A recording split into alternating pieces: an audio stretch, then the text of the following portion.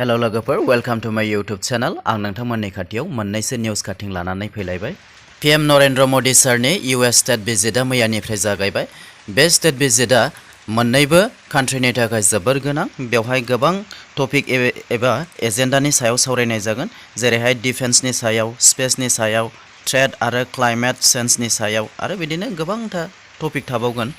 बावैसो निउ दिल्लीआव Indian defence minister Rajnath Singh आरो यूएस डिफेन्सनि सेक्रेटारि लयेल अस्टिन सानैनि गेजेराव indigenous light combat एयारक्राफ्ट Tejas MK2 नि इन्जिननि थाखाय GE A414Z इन्जिन जयेन्ट मेनुफेक्सार खालामनायनि बाथ्रा सावरायनाय जादोंमोन। बेनि अनगायैबो यूएस आरो इन्डियानि गेजेराव MQ-9B ड्र'ननि डेलआबो बे भिजिटनि गेजेरजों जाफुंनायखौ मोन्नैबो हादोरा मिजिंथिदों। बे ड्र'नखौ मोनोब्ला जोंनि भारतआ LAC आरो इन्डियान अशेन मोन्नैबो जायगायाव सार्भेलेन्स लाखिनो हागोन। मैया international yoga demon. PM Modi सारा निउयर्कनि UN हेडक्वार्टारनि मोनसे फिल्डआव गोबां दाब दाब हादोरनि मानसिफोरजों ज' मोनसे योगा खालामनाय नुथायखौ जों नुनो मोन्दों।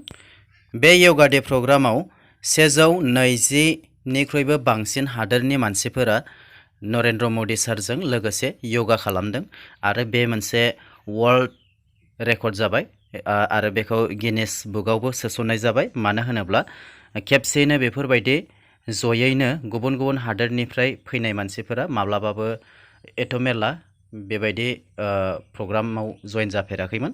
बेनो फार्स्ट टाइम। फट'आव नरेंद्र मोदी सारजों हेन्डशेक लानाय बिथांखौ सिनायै रावबो गैया होननानै आं सानो। बिथांखौ एलियान मासबो होननानै गाबज्रियो खायफाया, मानो होनोब्ला बिथाङा मंगल ग्रहआव जिब जुनार एबा जिब जिबि थानो हानायनि राहा खालामनो नागिरगासिनो दङ। बेफोरबायदि सिमांनि थाखायनो बिथांखौ एलियान मास होननानैबो गाबज्रिनाय जायो। बिथाङानो जाबाय टेस्ला कार कम्पानि, स्पेस एक्स, टुइटार बायदि कम्पानिनि CEO इलन मास्क। बिथाङा मोनसे भिडिअ' कनफारेन्सआव गावखौ मोदी फेन होननानै बुंनानै लादों। दायो टेस्ला कार कम्पानिया इन्डियायाव गोख्रैनो सफैसिगोन, बेवहायनो मेनुफेक्सार खालामनाय जागोन आरो बिथाङा सलार एनार्जियावबो इनभेस्टमेन्ट खालामनायनि खोथा सानदों। टेस्ला कारखौ इन्डियायाव मेनुफेक्सार खालामोब्ला गोबां भारतारिफोरा जब अपरचुनिटि मोनगोन, लोगोसे आरो टेस्ला कारखौ जोङो खम बेसेनावनो मोननो हागोन। बिथां एलन मास्कनि अनगायैबो इक'नमिस्ट, आर्टिस्ट, साइन्टिस्ट, स्कलार्स, एन्टारप्रेनार्स बायदि बायदि गुबुन फिल्डनि मानसिफोरा मैयानि गेजेराव पीएम मोदी सारखौ लोगो हमफैदों। दा फैदो लोगोफोर, बे सानै मानसिनि सोमोन्दै एसे मिन्थिनानै लानि।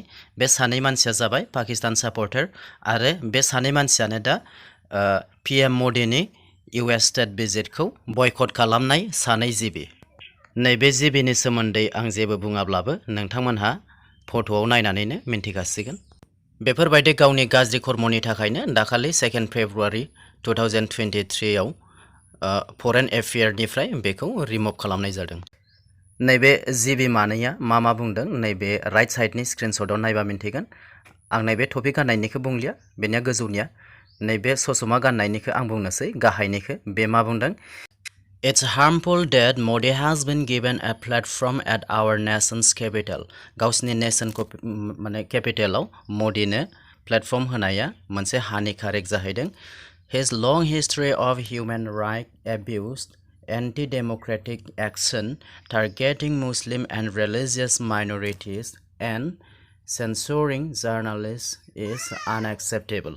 माने बेवहाय बुंदों ओरैजाय मोदी सारनिया गोलाव सम हिउमेन राइट एबिउस खालामनाय, एन्टि डेम'क्रेटिक एक्शन आरो मुस्लिमफोरखौ टारगेट खालामनाय आरो रिलिजियास माइनरिटिफोरखौ बेबायदि टारगेट खालामनाय आरो जार्नालिस्टफोरनि सायाव बुंनो मोनै बेफोरबायदि बायदिसिना गोलाव हिस्टरि दं जाहैदों। बेनि बायदिब्ला बिथांनि बेफोरबायदि बाथ्राखौ एक्स भाइस चेयारमेन अफ द नेशनेल कमिसन फर माइनरिटिस आतिफ राशिदआ थांखिनानै बुंदों एबा सोंखारिदों। बिथाङा मा बाथ्रा बुंदों नैबे स्क्रिनशटआव नायबा मिन्थिगोन।